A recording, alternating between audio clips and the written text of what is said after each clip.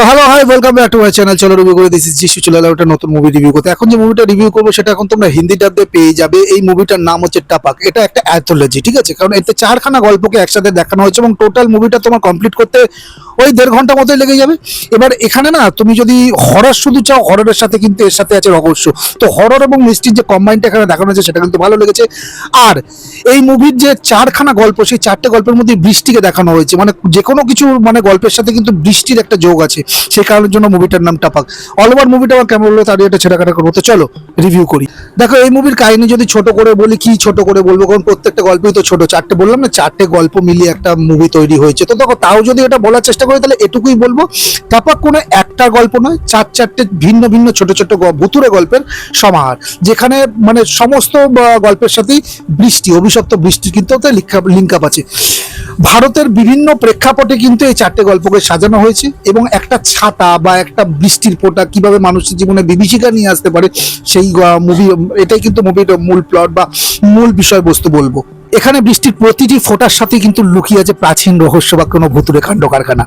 চলে আসে এই মুভির পজিটিভ দিকে। দেখো, এই মুভির প্রথম যে পজিটিভ দিকটা লেগেছে সেটা হচ্ছে ভিন্ন ধর্মী কনসেপ্ট, ইউনিক কনসেপ্ট। দেখো, ভারতীয় বা বলিউডের সিনেমায় বৃষ্টির উপর ভিত্তি করে হরর কোনো অ্যান্থোলজিকে তৈরি করা, এরকম কনসেপ্ট খুব একটা দেখা যায় না। আর বৃষ্টির শব্দের সাথে এখানে যে ভয়ের আবহটা তৈরি করা হয়েছে সেটা কিন্তু খুবই ইউনিক, খুবই মানে ফ্রেশ বলবো। দেখো, এখানে 4টে যেহেতু গল্প আছে তো অনেকগুলি ক্যারেক্টার তোমরা পাবে, কিন্তু আজাম আলীর যে ক্যারেক্টারটা সেটা কিন্তু খুবই সাবলীল লেগেছে। তার অ্যাক্টিং এবং তার ওই যে ভয়ের উদ্বেগ, যে চিন্তা, সেটার এক্সপ্রেশন কিন্তু খুব সুন্দরভাবে সে ফুটিয়ে উঠতে পেরেছে। তো হ্যাঁ, আজাম আলীকে আমি অ্যাক্টিং এর দিক থেকে, পারফরমেন্সের দিক থেকে এগিয়ে রাখবো। দেখো, আমার এই মুভির 2 নম্বর যেটা পজিটিভ দিক লেগেছে সেটা হচ্ছে এই মুভির সিনেমাটোগ্রাফি এবং আবহ সঙ্গীত, যেটা বিজিএম। সিনেমাটি ডার্ক টোন এবং বৃষ্টির শব্দ এমনভাবে ব্যবহার করা হয়েছে যে তুমি ঘরে বসে দেখলে কিন্তু একটা গা ছমছমে কিন্তু একটা ভাইব পাবে। সাউন্ড মিক্সিং এর কাজ কিন্তু দুর্দান্ত হয়েছে। সাউন্ড মিক্সিং এ কিন্তু ভয়ের মাত্রাটাকে আরো অনেক বেশি এলিভেট করে দিয়েছে এই মুভিতে।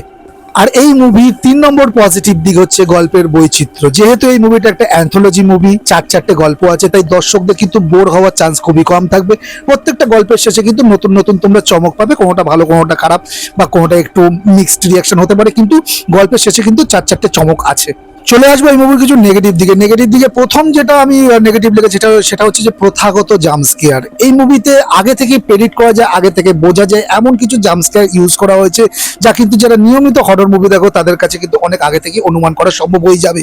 যেহেতু জাম্পস্কেয়ার গুলো আগে থেকে তোমরা অনুমান করতে পারবে, তাই সেই সময়টা কিন্তু খুব, সেই যে ধাক্কাটা, সেই যে ভয়টা কিন্তু তোমাদের ততটা লাগবে না।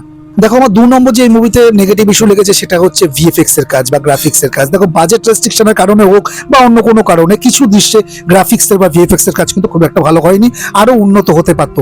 আর কিছু কিছু সময় কিন্তু মানে যে অতিপ্রাকৃত যে সত্তাগুলোকে দেখানো হয়েছে তাদের কিন্তু খুব একটা রিয়েলিস্টিক লাগেনি, কারণ ওই ভিএফএক্স বা গ্রাফিক্স এর কাজের জন্য কিন্তু ওই জায়গাগুলো একটু দুর্বল ঠেকেছে।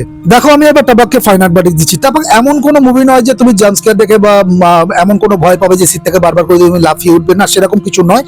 কিন্তু এখানে একটা ডাইরেক্টর কিন্তু একটা খুব গুমোট এবং রহস্যময় অ্যাটমসফিয়ারটা তৈরি করতে কিন্তু সক্ষম হয়েছে। তো সেই জায়গাগুলো কিন্তু ভালো লাগবে। যারা একটু সামান্য স্লো পেসিং মুভি দেখতে পছন্দ করো, বা আমি বলবো যে যারা অ্যান্থোলজি দেখতে পছন্দ করো, তাদের কিন্তু এটা মানে একটা গুড অপশন হয়ে যাবে এই মুভিটা। কারণ এতে যেহেতু 4টে অপশন আছে, 4টে মুভি গল্প আছে, বোর হওয়ার তো একেবারে চান্স পাবে না। আর যেহেতু ছোট ছোট গল্পগুলো তো বিঞ্জ ওয়াচে কিন্তু কমপ্লিট করতে পারবে। ওভারঅল 4টে গল্প মিললেও কিন্তু এই মুভিটার দৈর্ঘ্য মাত্র 1 ঘন্টা 35 মিনিটের মতো, তাই খুব একটা বোর ফিল তোমরা করবে না। আর হরর এলিমেন্ট তো আছে যেটা বললাম, কিন্তু সাইকোলজিক্যাল হররের দিকগুলো একটু বেশি পরিমাণে আছে। খুব একটা রক্তারক্তি বা স্ল্যাশার বা সেই ধরনের জাম্পস্কেয়ার দেখা মুভি থেকে, মুভির বাইরে গিয়ে যারা অন্য ধরনের হরর, সাইকোলজিক্যাল হরর ধরনের মুভি পছন্দ করো বা দেখতে স্বাচ্ছন্দ্য বোধ করো, তাদের আমি বলবো এই মুভিটা আবার দেখে নাও। টাইম তো খুব একটা বেশি লাগবে না। তো আমি এই মুভিটাকে রেটিং দেবো 3 আউট অফ 5। আমার মুভিটা মোটামুটি ভালোই লেগেছে, টাইম পাস হয়ে যায় খুব ভালো। আর যেহেতু 4টে, আর এই যে কনসেপ্টটা, বৃষ্টির যে কনসেপ্টটা, সেটা আমার ইউনিক লেগেছে। তো এই ছিল আমার টাপাক মুভিটাকে নিয়ে অল ওভার রিভিউ। এই ভিডিওটি যদি ভালো লাগে একটা লাইক শেয়ার করে দিও, আর আমাকে যদি সাপোর্ট করতে ইচ্ছে হয় তাহলে একটা সাবস্ক্রাইব করে নিও। দেখা হচ্ছে খুব তাড়াতাড়ি, ততক্ষণ ভালো থাকো, টাটা।